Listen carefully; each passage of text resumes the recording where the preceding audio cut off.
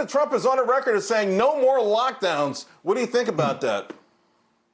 Sounds like Japan. I think what you take away from all this is that the one size fits all that I think the bureaucrats said we needed to follow obviously will be, I think, distilled as being wrong once we can look at it in a rearview mirror. But I think what they did there was the things that all of us have been told to do.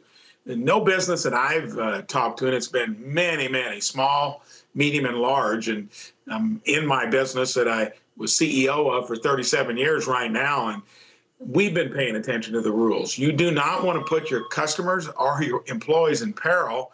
And it looks like Japan did a common sense approach, and that's not systematically kill your economy, but respect the disease. And I think when we look at the Swedish model, and you look at Japan, you look at what could have been done here in the country, I think we'll find out that we didn't need to have the draconian measures in place, one size fits all, essential versus non-essential. Many businesses could have respected the rules that were declared non-essential.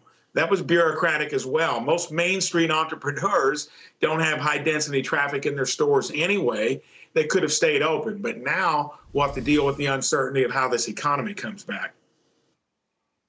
You know, critics, though, say that Japan is a different society, that that they follow the rules and we're mavericks and we wouldn't have followed the rules. I don't believe that. I think that's inaccurate, particularly in the throes of the virus and the unknowns about the virus. I think we would have taken extra precautions. I agree 100%, and I know that's the case because every business that I've communicated with has taken it very seriously for the reason I mentioned earlier. It's in their own best self-interest to do so. But when you have those broad decisions coming down, that blanket approach, you needed it probably in the epicenter of New York and New Jersey. You did not need it in rural America. You did not need it in most of the states that are more rural than they are urban. And speaking of that, economic activity is continuing to pick up, particularly in states that have begun to open their economies. I want you to take a look at 3-week difference in restaurant reservations in these big cities, right? It's just pretty amazing. And these, obviously, if you're in New York, Chicago, Los Angeles, you're not going to have any reservations because you won't let restaurants open. But these other places are seeing dramatic improvements. And of course, we're seeing it in airlines, cruise ships, casinos. Casino stocks are through the roof if you got a casino in Louisiana or Mississippi. So I saw where you tweeted out going to your favorite restaurant. I mean, what's the moral of the story here? The moral of the story is I was so impressed. I went out the weekend before at 2 other restaurants. They removed 50% of the tables.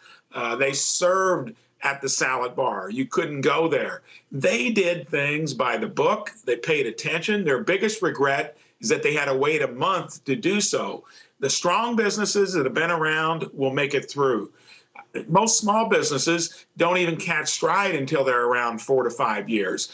I'm worried about the startups, businesses that didn't have the balance sheet, and then we can blame it on bureaucrats doing that one size fits all where they didn't give the opportunity for enterprisers to pay attention to the rules, do 2 things at once. Senator Braun, it's always a pleasure. Thank you very much. We appreciate it. Hey, thanks for having me on.